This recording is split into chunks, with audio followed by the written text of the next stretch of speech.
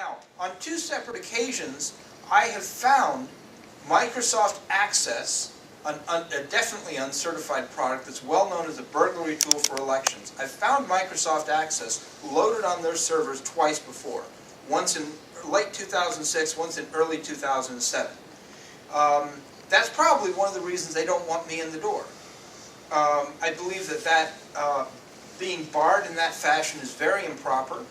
There's going to be more wrangling with the department on that point, and there's going to be a serious public records request go in to try to get to the bottom of exactly what they're using in that office. But be that as it may, we know enough now, right this second, about the BPS product to state with certainty that the Sequoia products that are about to count our vote tomorrow in Maricopa County are illegal and should not be used.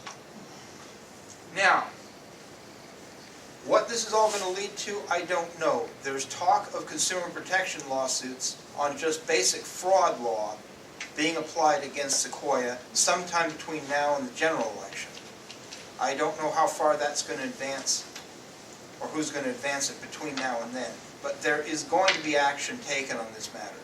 The other problem is that if the certification process failed in this case this badly, then we have to call the entire concept of certification into question, and that means end the trade secrets concept in voting machines and throw the innards of the code open to party computer techs and basically allow the geeks of America to do the job of oversight with voting machines that the federal government and their federal labs have failed to do.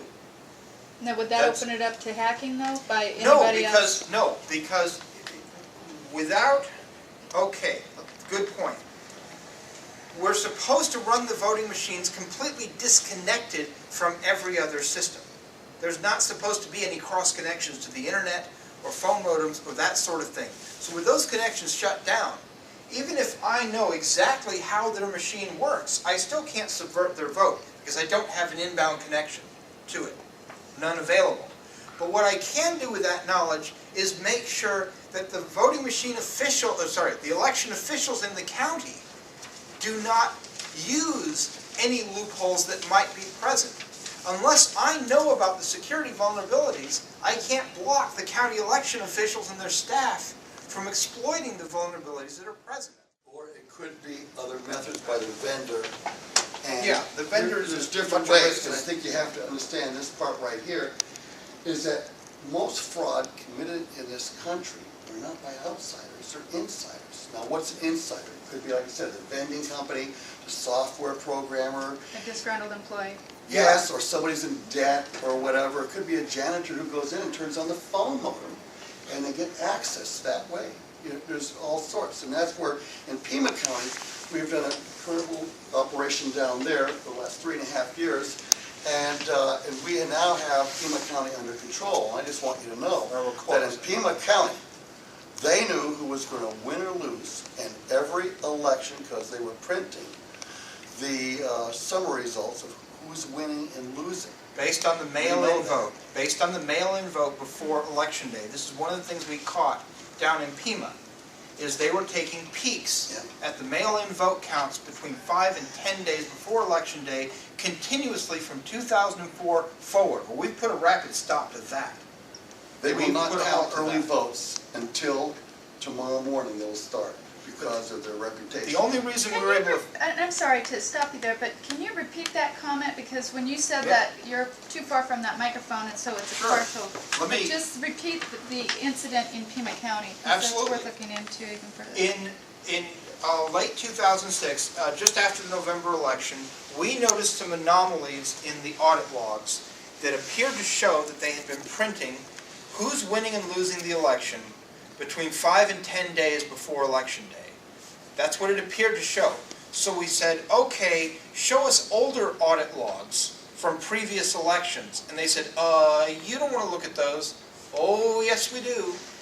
What we found from the older audit logs was a pattern of printing of who's winning and losing from the mail-in vote before Election Day continuously. Every election, from the 2004 primary forward that we checked, they've been, as a matter of practice, peeking into the vote results. Now, when we sued them for public records in Pima County this year, we sued for public records access to the raw electronic vote totals, and we got them. But in the course of that lawsuit, people inside the elections office said under oath that not only were those documents being printed, they were being handed out outside the department. They were being given to outsiders. And that's a felony that people, in lower level employees inside the office, attested to under oath. And if I may add to that, is that one race that they were passing around, well, they passed out the whole report, they did it 8 to 9 days out, and it was $29.8 million involved in that race. And somebody probably knew who was going to win or lose 8 to 9 days out. Yeah. See, because the mail-in vote is homogeneous, it comes trickling in from all over the county at once. So it's not like you get a big batch of votes from the rich part of the county and another batch of votes from the poor part of the county. It's very homogeneous. Therefore, if you have a read of only 5 to 10% of the total vote in mail-ins 5, 6, 7 days before, then you have a superior poll to anything Zogby has ever done. You know exactly how that race is going to come out. Because how big is the poll usually? 600? We're talking 29,000 votes counted randomly from all over the county. Right, and not people's planning on voting. These are their actual submitted official votes you're rating. In So law those- states, 1 hour after the polls close, you are allowed to print that report. Yeah, they're not allowed to print it until an hour after polls close. That's Arizona law. They have a form that what they usually print to check to see how the numbers are working are cards cast reports. Now, looking into these things and looking at patterns, I'm sorry.